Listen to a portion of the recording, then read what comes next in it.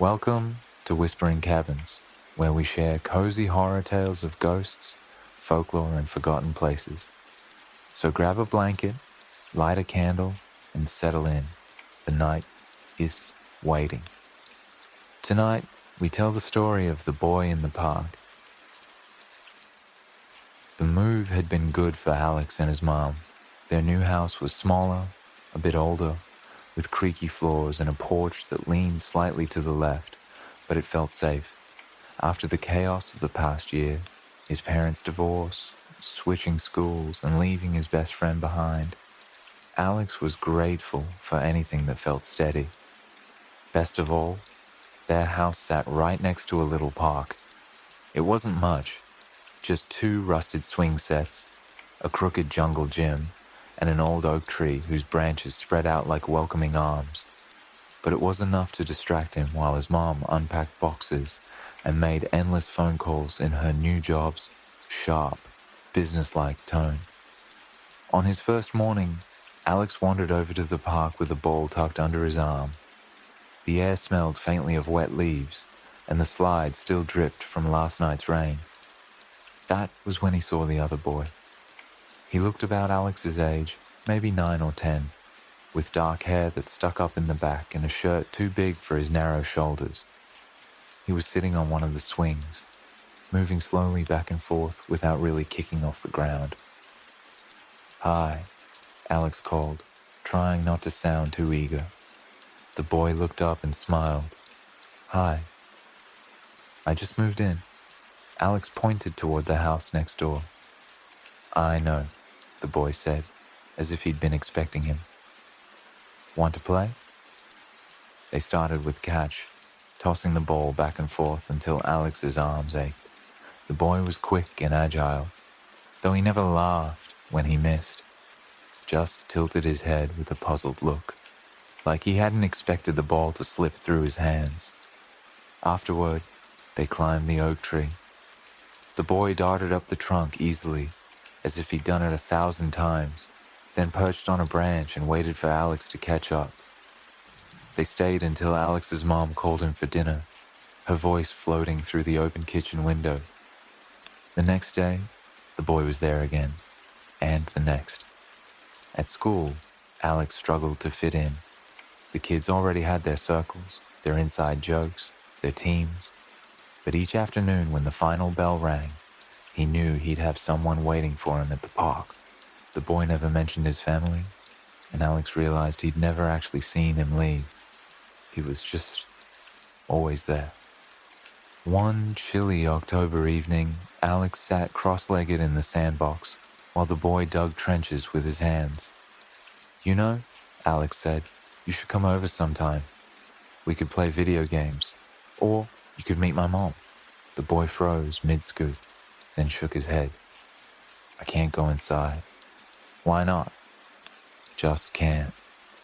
His voice was soft, final. Alex frowned but let it drop. It was Alex's mom who first noticed something odd. "I'm glad you've made a friend," she said one night over spaghetti. "But what's his name?" Alex's fork paused in midair. "Huh, I don't know." She gave him a look. "You've been playing with him every day for 2 weeks." "I know, but he never told me." His mom smiled, though uneasily. "Well, maybe you should ask tomorrow. Seems like an important detail." That night, Alex dreamed of the park. The oak tree stretched higher than the clouds, its roots twisting down into the dark earth like giant hands. The boy was there, waiting on the swing, his face pale under the moonlight. "Don't ask," the boy whispered. Alex woke with a start, his sheets damp with sweat. The next day, curiosity got the better of him. As they sat on the swings, Alex kicked at the gravel. "Hey," he asked casually, "what's your name?" The boy's head snapped toward him. His smile faded. "I told you not to ask." Alex felt a chill crawl up his spine. "No, you didn't." The boy looked down at his hands, twisting them together. They don't like it when you say names. Who doesn't? The ones who keep me here.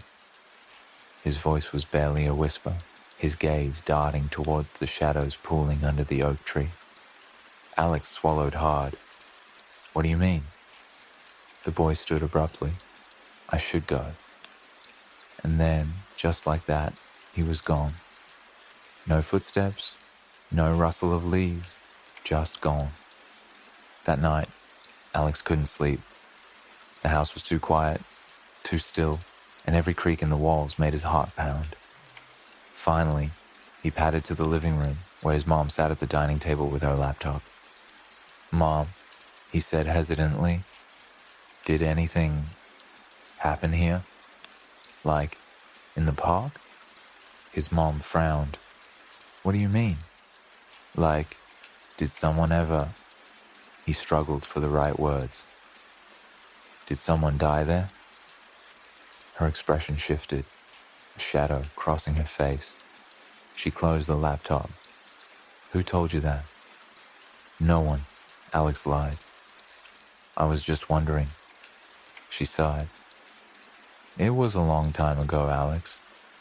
Before you were born, a little boy wandered away from his house, and they found him in the park, by the oak tree.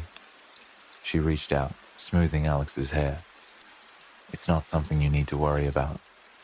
But Alex's stomach churned. He didn't need to ask what the boy's name had been. Somehow, he already knew. The next day, Alex went back to the park. The boy was there, sitting on the swing, waiting as always.